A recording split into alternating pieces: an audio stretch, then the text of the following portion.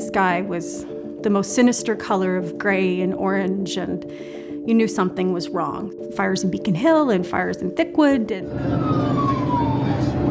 when I seen the hills light on fire, I says, we got to get the hell out of here. And then I realized, where are my kids?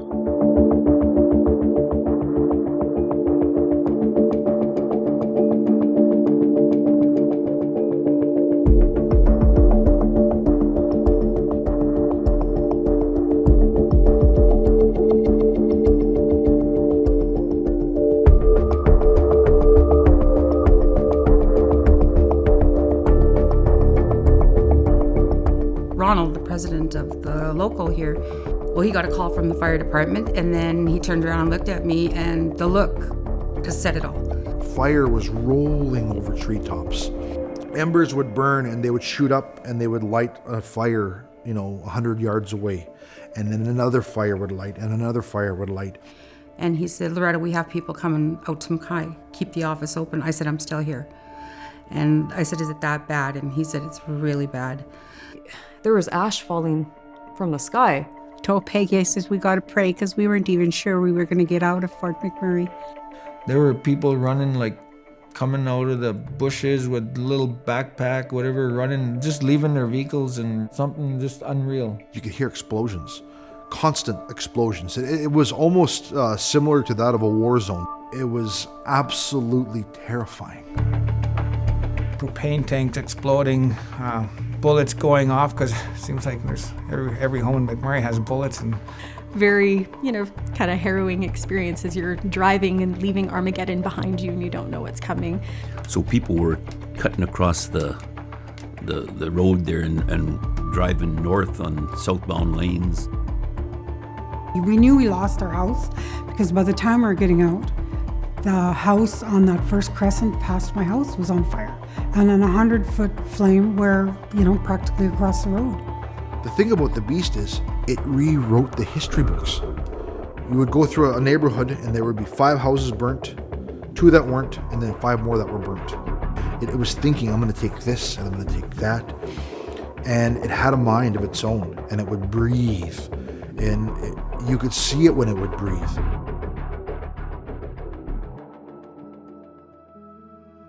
Those first few hours there was really, I just had to do something. I had a truck, I had jerry cans, I had a fuel tank, put my name and number out there so people can contact me, getting phone calls, texts, meet them on the road, pick them up, fuel them up. I couldn't believe how many people were stuck there. There was no rest for us that night. There was nothing. Everything was all kicking in. And then we put out a plan in regards to what it is that we had to get done and how we were going to do it. And we made it happen. Fort Mackay took in many people. People were sleeping all over the main hall, makeshift little beds with a blanket and a pillow, holding thousands of evacuees. There was fear, but it was controlled fear. People here have been amazing. Fort Mackay is a godsend. Pretty much the whole community just came out to the hall, and like I said, they brought clothing, they brought books, they brought Pampers, and whatever they had extra of, they brought. I was very proud of the community for coming out and doing what they did in the time of need. We got phone calls about the evacuees heading to Fort Mackay. We decided to launch boats to go to Fort Mackay and pick up as much people as we can. So next morning at 4:30, we're at the dock.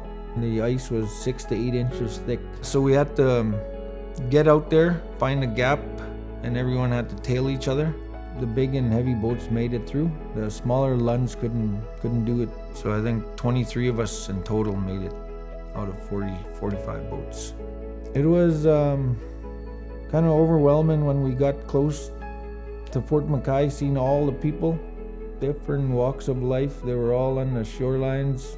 You cannot take anything for granted. Like, it could be taken away, wiped out in a matter of minutes.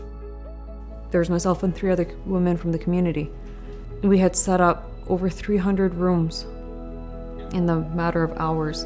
It was to the point where people coming off the buses just needed a shoulder to cry on for a moment. And there was a little boy, he must have been about 5. And like we were helped carry him in because we had to wake him. And he was just trying to tell us about the flames that he had seen. And that he was scared and he was embarrassed that he had wet himself. Like he was one of the last ones to get off the bus because he didn't want everybody else to see him. And it just kind of broke my heart because my son was roughly the same age at that point in time.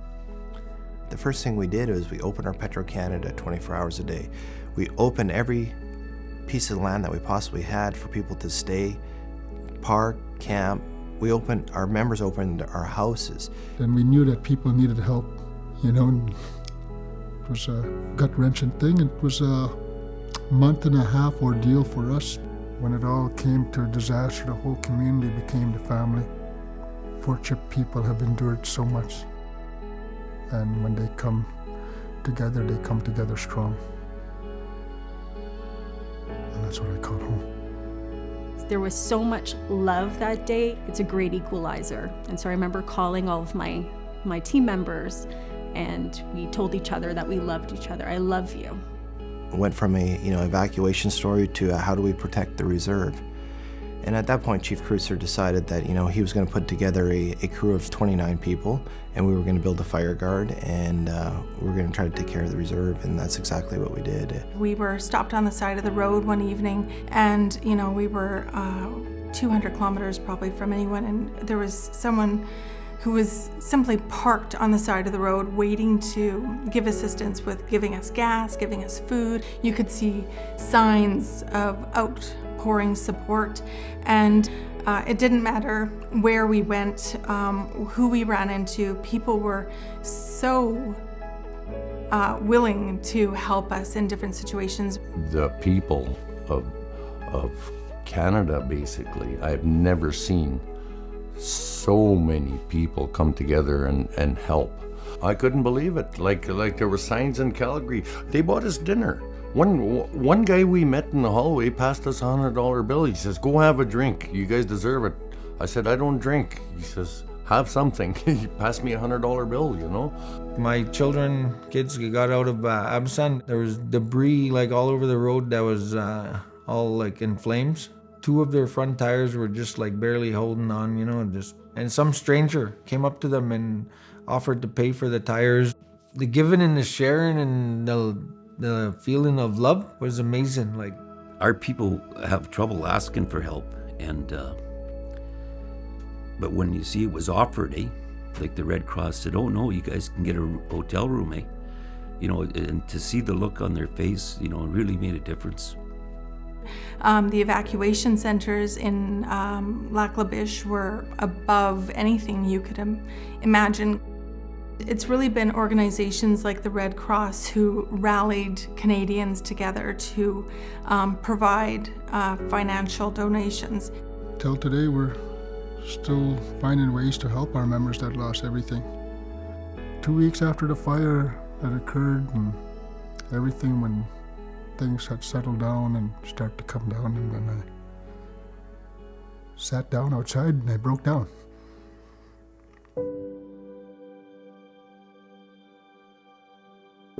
I knew the home was gone, but one of the most saddest things I've seen in my life to see my hometown gone to ashes.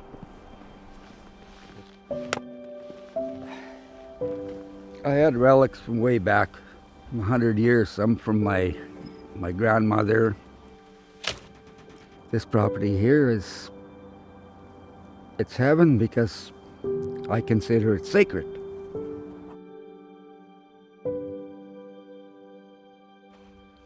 I lost my main Cheecham cabin. My father's cabin's completely gone. My nephew's cabin. I lost half my trap line. All my old trails are all overlapped with burnt trees. It's dangerous in the bush. There's trees crashing. It's just too dangerous right now to even be out there. Their connection to the land obviously is a lot deeper than folks that are just here for jobs, that are just here to extract resources. I think the people here were probably in fear that they were losing or had the potential to lose some of their last remaining pristine areas. You know, we lost a lot of territory. We lost a lot of traditional territory. Areas where you used to harvest everything from berries to medicines to just going out to hunt. When it comes to rebuilding, not just rebuilding homes, but rebuilding a culture, I think that this area, this territory is very resilient. You can't let a thing like a fire beat you. It's a natural disaster in life. I've got to fix up my old trails and take my kids with me to show them. Keep our culture alive is really important, actually. Coming back to Fort McMurray was really sad because just all the devastation, you could just see all the burnt trees, you could just see the homes gone. It was just like so eerily quiet, you know, it's like there was no birds. I mean, my husband brought an 8-foot by 3-foot trailer thinking he was gonna bring all the stuff back to my brother's to store. There was nothing but a gem from one of my earrings, which was my birthstone. One little box, like that big.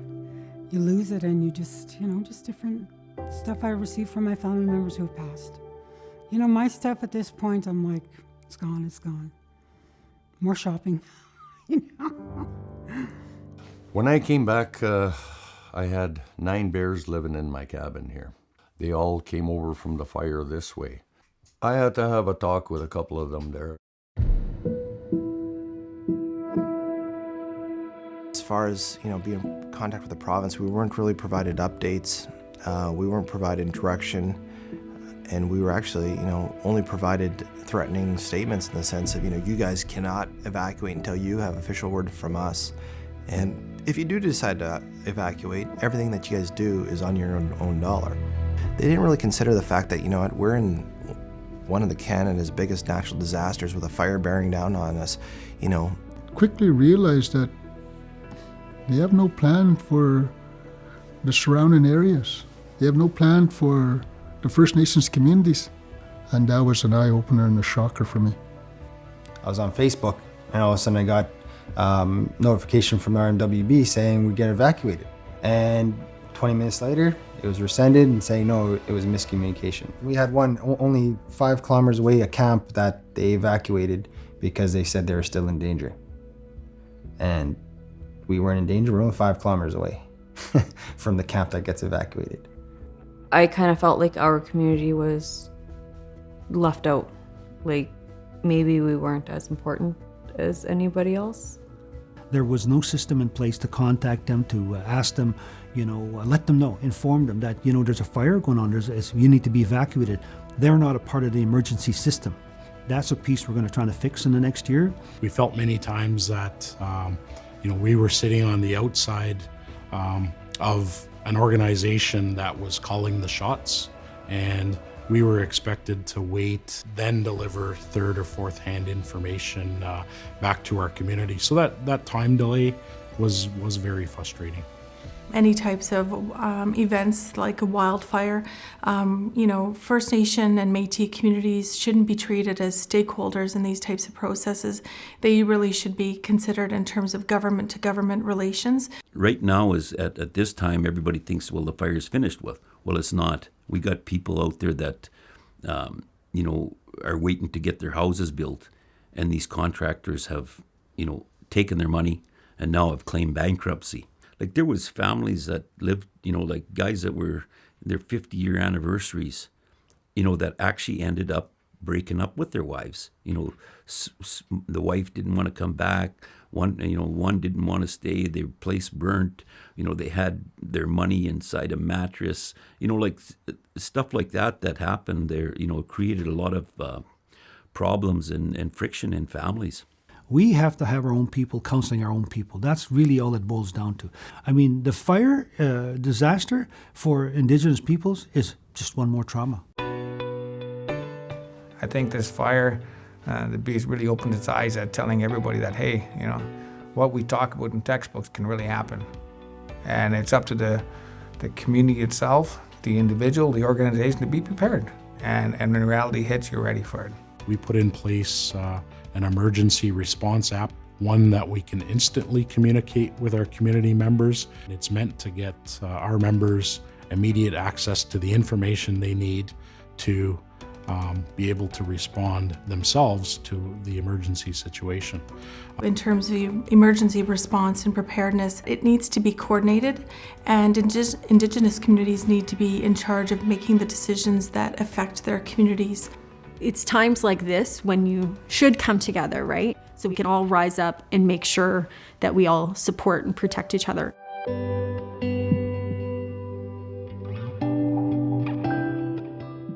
I think the only way we're really gonna come out of this thing better than when we went in is that we all understand each other. We all have an understanding of each other's organizations and an understanding of each other's communities. Fort Chipewyan is a community of Cree people, of Dene people, of Métis people, and of non-Indigenous people.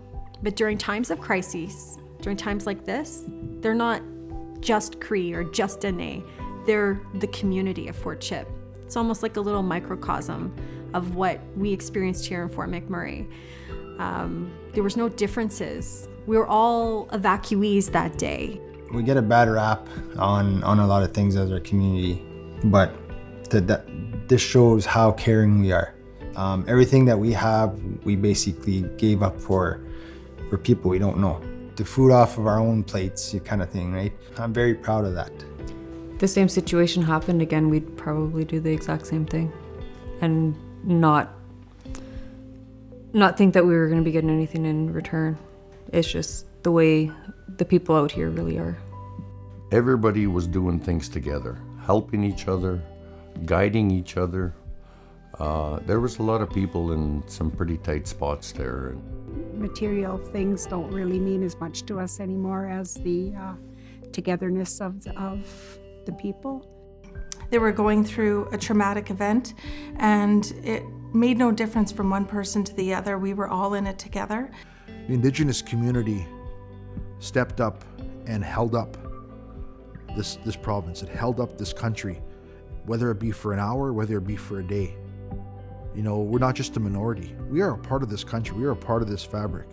And we want everyone to understand that we want to contribute to this country because we love Canada. We really do. During the darkest days, you know, we were a light in that darkness. And I want the rest of Alberta and Canada to know it. You know, you're not alone. You know, I'm one of 88,000 people who gets to tell their story.